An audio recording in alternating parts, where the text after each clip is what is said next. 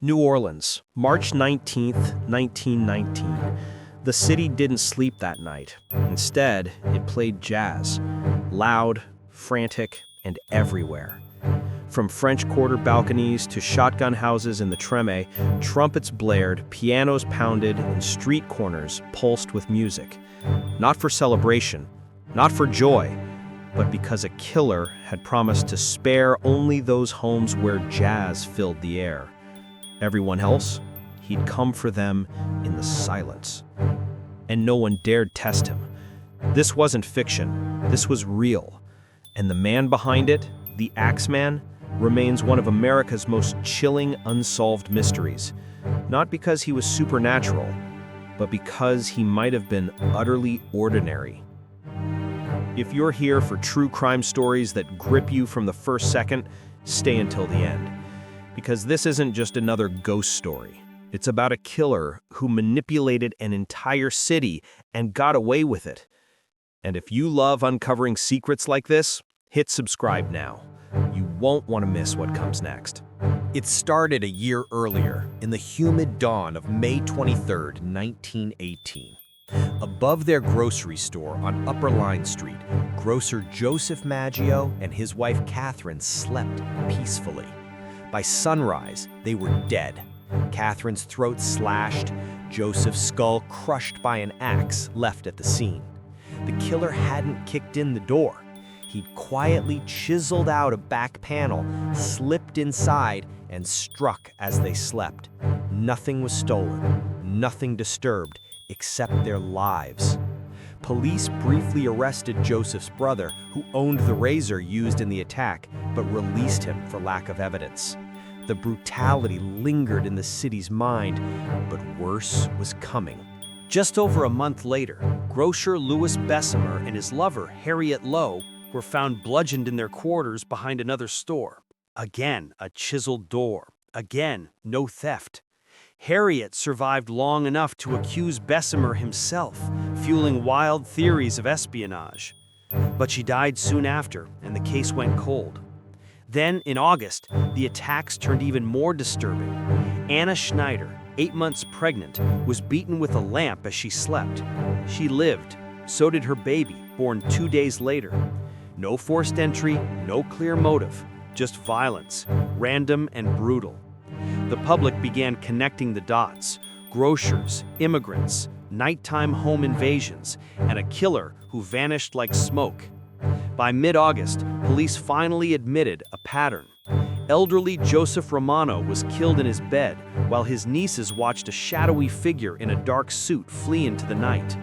All victims shared ties to New Orleans' tight-knit Italian-American grocer community, marginalized, hardworking, and now hunted. The killer moved with eerie precision. No barking dogs, no broken glass, just silent entries and household weapons turned against their owners. Fear spread faster than the Spanish flu that year.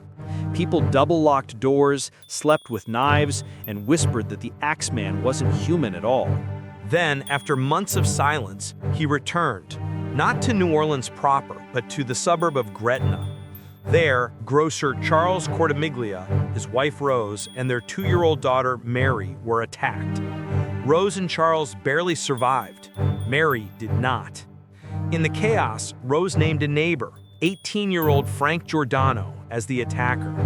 Charles insisted she was wrong, but with public panic at its peak, Frank was convicted and sentenced to death.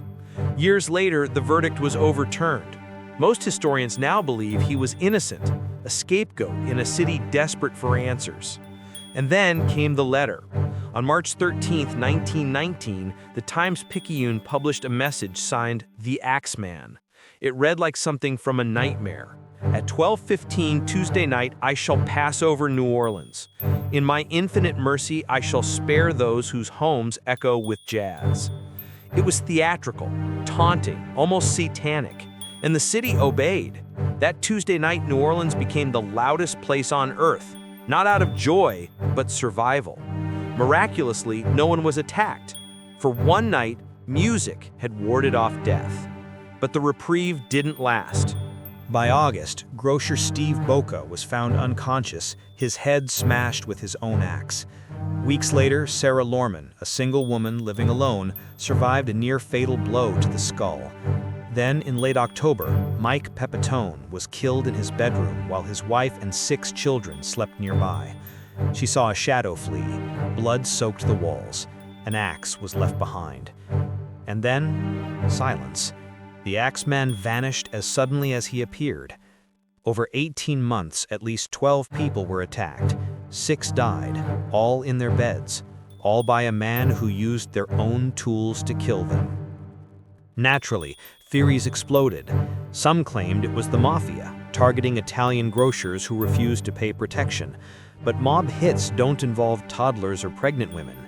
Others believed it was a lone psychopath, a narcissist who wrote the jazz letter for attention. Retired FBI profiler John Douglas later noted the Axeman didn't just want to kill, he wanted to control an entire city. Then there were those who argued it wasn't one man at all, but copycats mimicking a growing legend. After all, weapons varied: razors, axes, even a lamp. How could one killer switch so wildly? But the most compelling theory is also the simplest. This was personal. Historian Richard Warner found that 9 of the 12 victims lived within a 3-block radius, part of what he calls a grocer ecosystem. The killer didn't wander randomly. He knew these streets. He knew these homes. He likely worked nearby as a delivery man, carpenter, or tradesman, gaining quiet access without suspicion. The first murder, the Maggios, may have been the real target. The rest? Noise, misdirection, a way to bury a personal vendetta in a fog of chaos. And that jazz letter? It may not even have been written by the killer. Consider this, he never communicated before, but the moment newspapers began linking the victims, a theatrical letter appears, diverting attention to music, madness, and the occult. It worked perfectly. Police chased jazz musicians, reporters spun tales of demons, and the real motive, whatever it was, slipped into the shadows. So who was he? Most likely a local man in his 20s or 30s, working class, familiar with the grocer community, nursing a grudge that festered into violence. He didn't kill weakly because he didn't need to. He waited, hid when pressure mounted, struck when fear faded, and when his score was settled, he stopped. Some believe he died, moved away, or was jailed for something else. Others point to a strange footnote. In the 1930s, Mike Pepitone's widow was arrested in Los Angeles for killing a man she claimed was the Axeman. The case went nowhere. But what if she was right? The truth is, the Axeman of New Orleans wasn't a ghost. He wasn't a jazz-obsessed demon. He was a man who understood fear better than anyone and used it as his weapon. He didn't need to hide in alleys. He walked the same streets as his victims, maybe even nodded to them in daylight. His genius wasn't in violence. It was in making the city believe the killer was something other than human. And in doing so, he ensured he'd never be found. Because sometimes, the most terrifying monsters aren't the ones under the bed. They're the ones who live next door. If you made it this far, you're part of the Haunted Archives family. Thank you for trusting us with your time. If you loved this story, please hit like. It helps us keep digging up forgotten horrors. And if you haven't subscribed yet, do it now. We drop new mysteries every week, and you don't want to miss the next one. Turn on the bell so you're notified the moment we upload. And if this video gave you chills, share it with someone who loves true crime. Because the truth, it's always out there, waiting to be uncovered. Stay haunted. So who was he? Most likely a local man in his 20s or 30s, working class, familiar with the grocer community, nursing a grudge that festered